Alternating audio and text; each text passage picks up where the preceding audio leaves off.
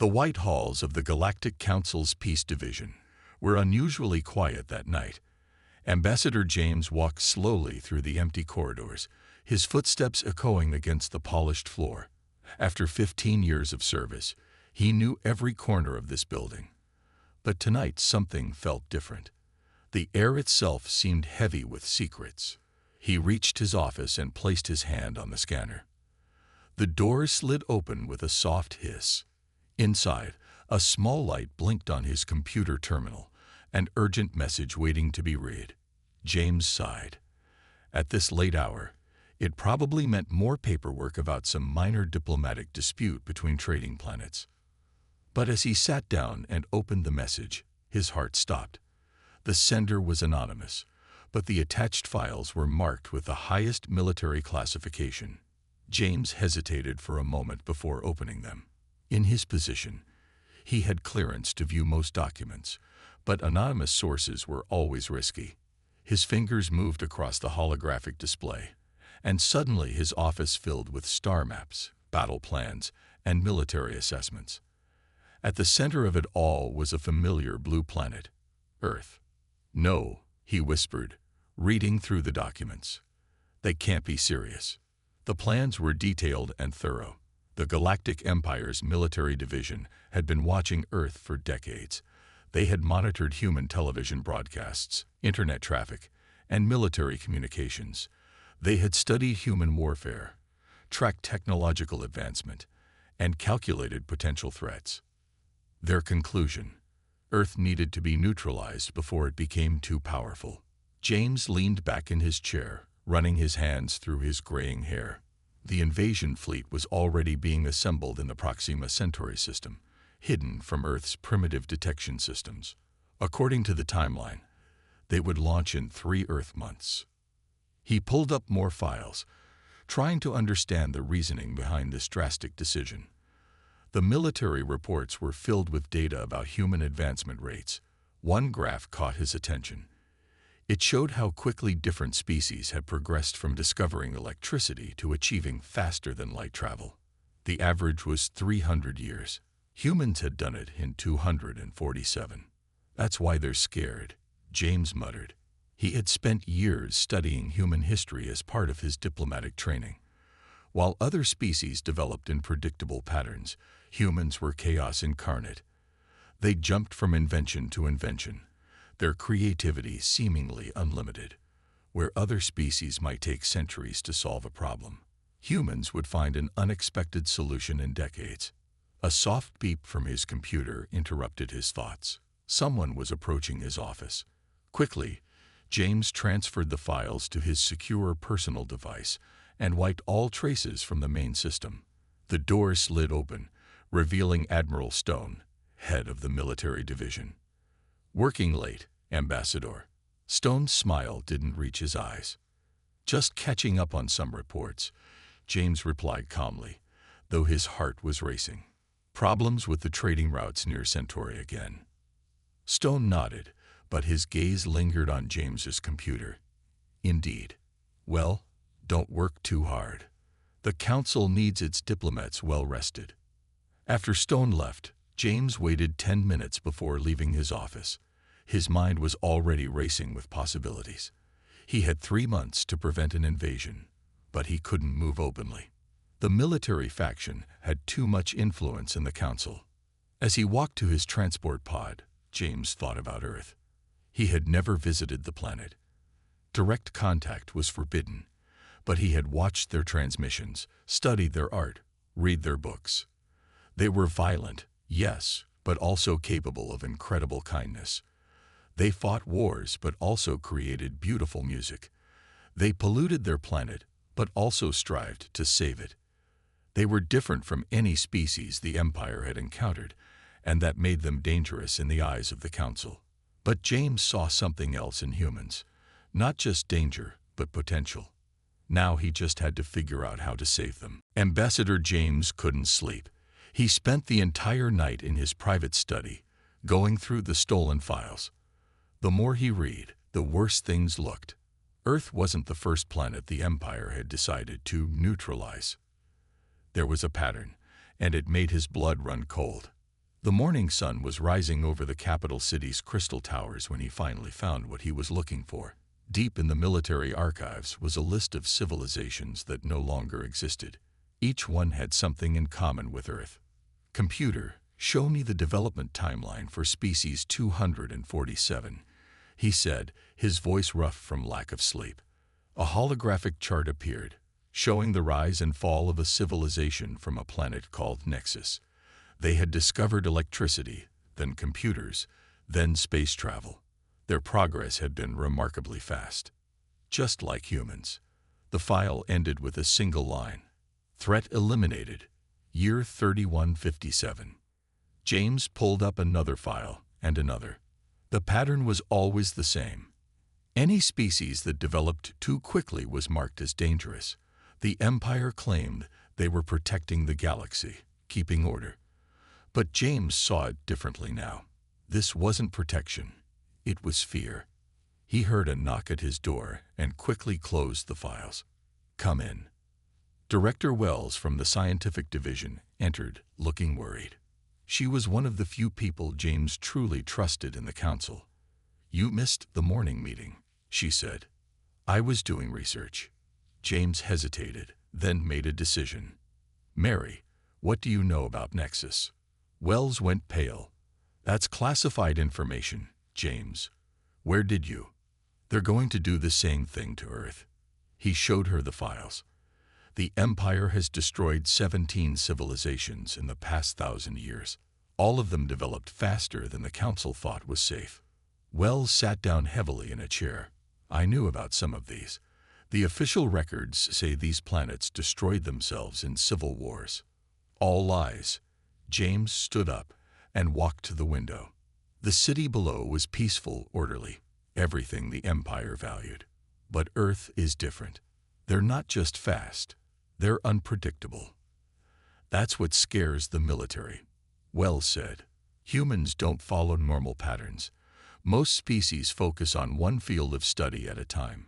Humans jump between subjects, combine different ideas. They make connections no one else sees." James nodded. "Did you know they went from their first powered flight to landing on their moon in just 66 years? The Empire scientists said that was impossible. They calculated it would take at least 200 years. "I studied their history," Wells said. "They developed weapons that could destroy their world, then used the same technology to create clean energy. They fight endless wars, but also build hospitals in enemy territory. They're complicated," James finished. "And now we have less than 3 months before the invasion fleet launches." Wells was quiet for a long moment. "What are you planning to do?" "I need to find proof the humans are worth saving. The Council fears them because they're different. But being different isn't always dangerous." He turned to Wells. "Will you help me?" She looked at the files again, at the list of destroyed civilizations. "This has to stop. The Empire can't keep killing species just because they develop differently." She stood up. "I have access to the long-term observation data. The military only looks at human weapons and wars. But we've been watching everything. Their art, their music, their stories. Their dreams," James said softly. "Yes. Give me a day. I'll find you something that even the Council can't ignore." Wells walked to the door but stopped. "James, be careful. If the military finds out what you're doing." "I know, but we have to try. Because if Earth falls, they won't be the last. The Empire will keep destroying anything it doesn't understand." After Wells left, James looked at the city again. Somewhere out there, Admiral Stone was preparing to destroy an entire civilization. And all because humans had done the impossible. They had grown too fast, dreamed too big, reached too far. But maybe, James thought, that was exactly why they deserved to survive. The underground archives of the scientific division were vast and quiet. James followed Director Wells through rows of glowing data crystals, each containing centuries of research. They had to move quickly. Their access codes would only work for another hour.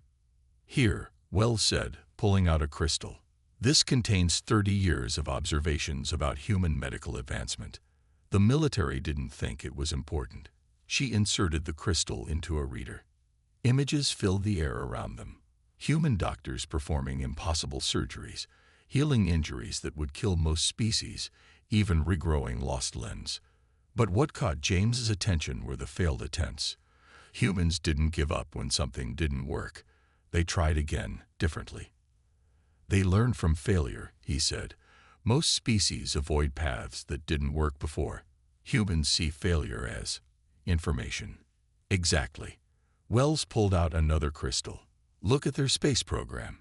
3 major disasters that would have ended most civilizations' attempts to reach space. But humans?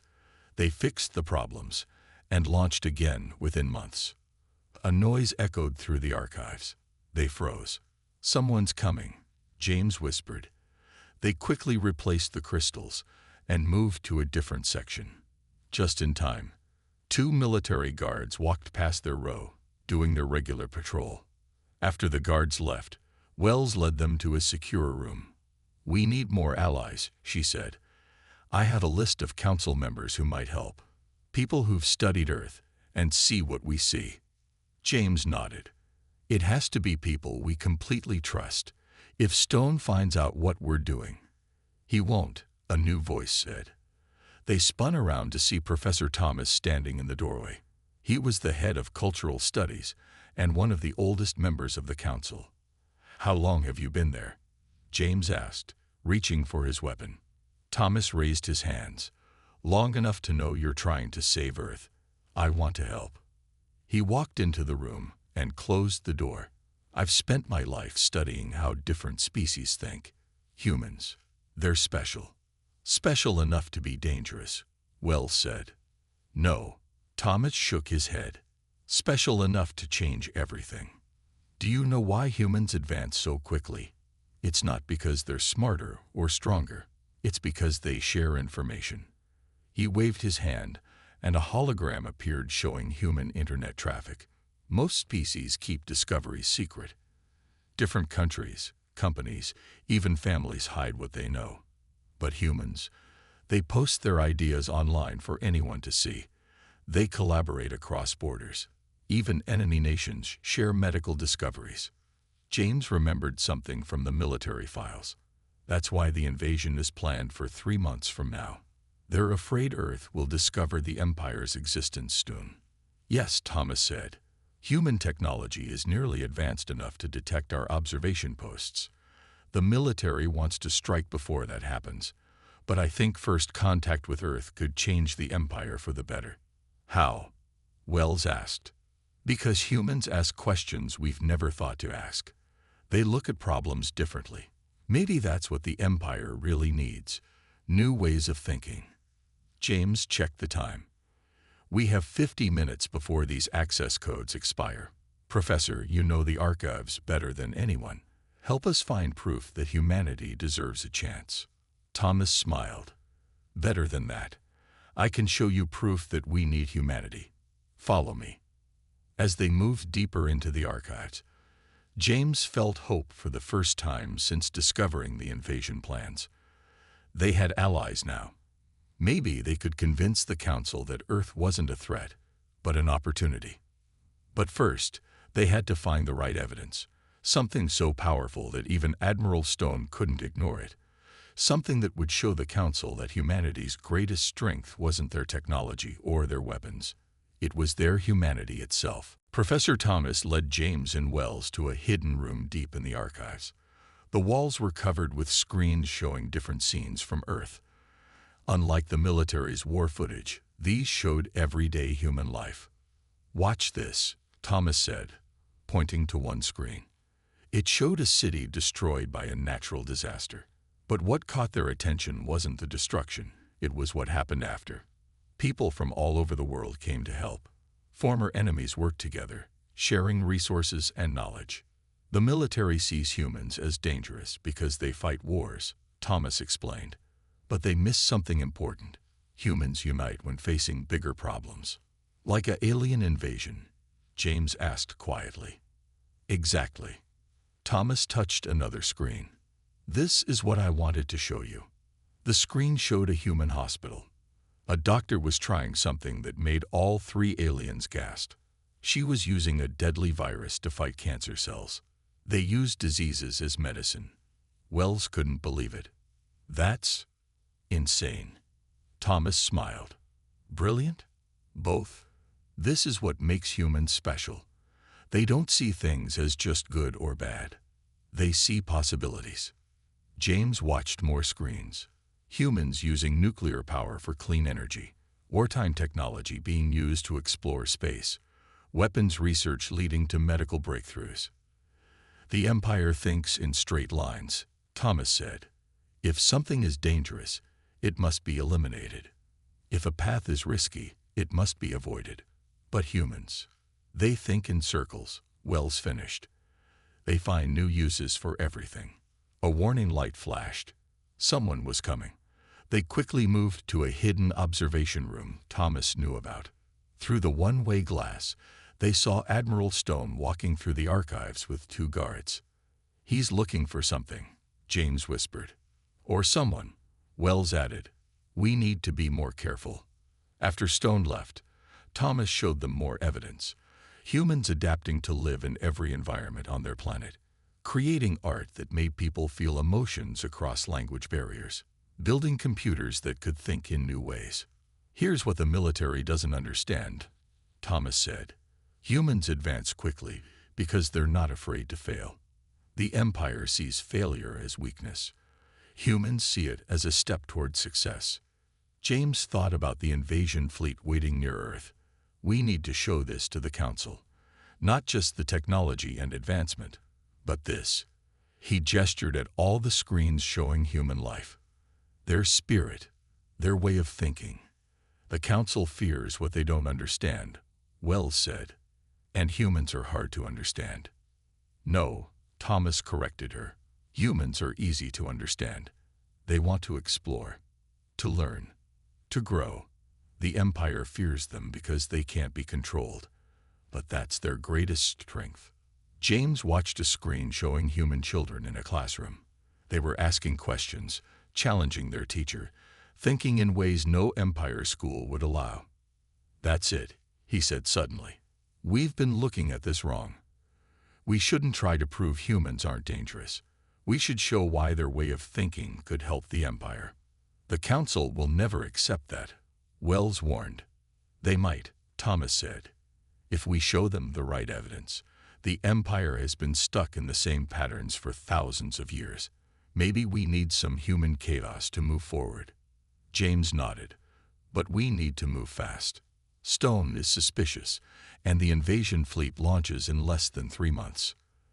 They gathered the most important data crystals, evidence of human creativity, adaptability, and most importantly, their ability to unite and grow stronger through adversity. Now they just had to convince the most powerful empire in the galaxy to change its ways. James smiled. It seemed like an impossible task. But then again, humans did impossible things every day. The alarms in the council building screamed to life at midnight. James ran through the corridors, his heart pounding. Their secret work had been discovered. They're deleting the archives. Wells's voice came through his communicator. Stone's people are erasing all the human observation data. Save what you can, James replied, running faster. Thomas, are you there? In the backup server room, the professor answered. I'm copying everything I can, but they're moving too fast. James reached the main control room. Through the window, he could see ships taking off. Military vessels heading to join the invasion fleet. They were moving ahead of schedule. Stone knows what we're doing, he said into his communicator. He's speeding up the invasion. The door behind him opened. James turned to see Admiral Stone himself walking in, flanked by guards. I have to admit, Ambassador, you surprised me, Stone said. I didn't think a diplomat would risk so much for a primitive species. Primitive, James laughed. You're destroying their records because you're afraid of them. Stone's face hardened. I'm protecting the Empire. Humans are dangerous. Their technology doubles every few years. They create artificial intelligence that can think for itself. They're even starting to question if they're alone in the universe. And that makes them a threat. They're unpredictable. Stone slammed his fist on a desk. Look at their history. They go from fighting world wars to working together in space in less than 50 years. No species should advance that fast. James saw movement in the doorway behind Stone. Wells was there, giving him a signal. She and Thomas had saved some of the data. You're right about one thing, James said, keeping Stone's attention. Humans are unpredictable. But that's exactly why destroying them would be the Empire's biggest mistake. Explain. Stone's eyes narrowed. The Empire has ruled the same way for 10,000 years. Every problem gets the same solution. Every species follows the same path. James stepped forward. But the galaxy is changing. We're finding new challenges that our old answers can't solve. And you think humans have these answers? I think they find answers where no one else looks. They turn disasters into opportunities. They learn from their enemies. They grow stronger when things get harder. Stone laughed. Pretty words, Ambassador. But the invasion fleet launches in 6 hours. The Council has already approved the operation. Based on your data, James smiled. But what about the data you tried to delete? Wells and Thomas walked in, holding data crystals. More Council members followed them, the ones they had convinced to help. What is this? Stone demanded. The truth, Thomas said. Not just the military reports about human weapons. Everything. Their art, their science, their way of thinking. We're calling an emergency council session, Wells added. All members must attend by law. Stone's face went red. You can't. We can, James interrupted. And we have proof that you've been hiding information from the Council. That's treason, Admiral. Security officers appeared in the doorway, but not Stone's guards. These were from the Council's Justice Division. They had been watching Stone for months, gathering evidence of his illegal actions. Take him to the Council chamber, James ordered. Everyone needs to hear the truth. As Stone was led away, James looked out the window at the ships preparing to leave. In 6 hours, they would either launch to destroy Earth or stand down. Everything depended on what the Council decided. James touched the data crystal in his pocket. Inside it was humanity's greatest weapon, not their bombs or guns, but their ideas, their dreams, their endless ability to surprise everyone, even themselves. Ready? Wells asked. James nodded. Time to show the Empire why humanity deserves to survive. Together, they walked toward the Council chamber, carrying the future of 2 civilizations in their hands. The Great Council chamber was full for the first time in 50 years. 500 representatives from across the Empire sat in rising circles, their voices echoing off the crystal dome above. In the center stood James, Wells, and Thomas, facing the High Council. You have called this emergency session, the head counselor said, her voice carrying across the chamber. You have accused Admiral Stone of treason. Explain. James stepped forward. Behind him, the invasion fleet's launch countdown showed 5 hours remaining. The Admiral has hidden the truth about humanity, he said. He showed you their weapons, their wars, their violence. But he kept the most important parts secret. He held up the first data crystal. As he inserted it into the reader, the air filled with images of Earth. Humans don't just destroy. They create. When disease strikes, they don't abandon the sick. They risk their lives to save others. The images showed doctors fighting deadly outbreaks, wearing simple protective suits that most species would consider suicide to use. When disaster hits, Wells continued, showing new images. They don't just help their own people. They send aid to their enemies. They turn battleships into rescue vessels. Their soldiers become healers.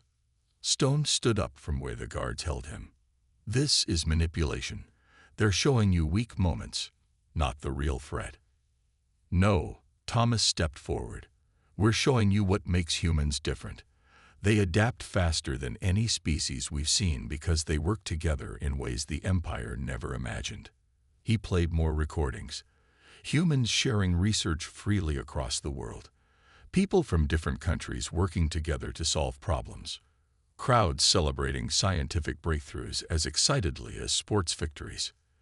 "The Admiral told you humans advance too quickly," James said. "He didn't tell you why. They don't keep secrets like we do. They share knowledge. They build on each other's ideas. They're not afraid to try new things. And this makes them safe." A council member asked. "Their very unpredictability makes them dangerous." "No," James smiled. "It makes them valuable." He played the final recording. Human children in a classroom, asking questions that would never be allowed in Empire schools. Thinking in ways that broke every rule of proper education. "The Empire has ruled the same way for 10,000 years, James continued. "We follow the same patterns, solve problems the same way. And what's happening?" He showed reports from across the Empire. Failing colonies, resources running out, problems their traditional solutions couldn't fix. "We need new ideas," Wells said. "New ways of thinking. Humans don't just think outside the box. They don't even see the box. They find answers where we never thought to look." The council chamber was silent. The countdown showed 4 hours remaining. "And what of their weapons?" Stone demanded. "Their wars. Their violence." "Yes, they fight wars," Thomas agreed. "But look how they end them." He showed more images. Former enemies becoming allies. Countries that fought for centuries now working together. Peace built not by forcing everyone to be the same, but by learning to work with differences. "The Empire fears change," James said finally. "We fear anything we can't control. But the galaxy is changing whether we like it or not. We can destroy Earth and stay the same, or we can learn from humanity and grow stronger." The head counselor stood. "You realize what you're asking? To change 10,000 years of tradition." "No," James corrected her. "I'm asking you to save it. The Empire can't survive if it can't adapt. Humans are the best teachers of adaptation in the galaxy." The chamber erupted in discussion. James looked at the countdown timer. 3 hours left. The council had to choose: stick to their old ways and destroy a unique civilization, or take a risk and try something new. Just like humans would. The council debated for 2 hours.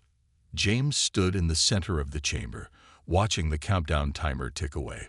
1 hour remained before the invasion fleet would launch. "Order." The head counselor's voice cut through the noise. "We have heard the evidence. We have seen humanity's strengths and weaknesses.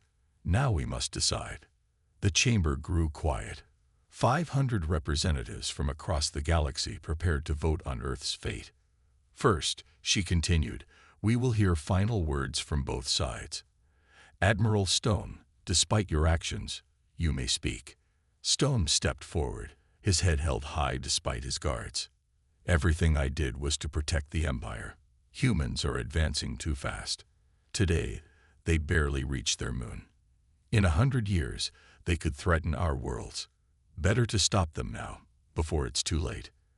And you, Ambassador James." James looked around the chamber.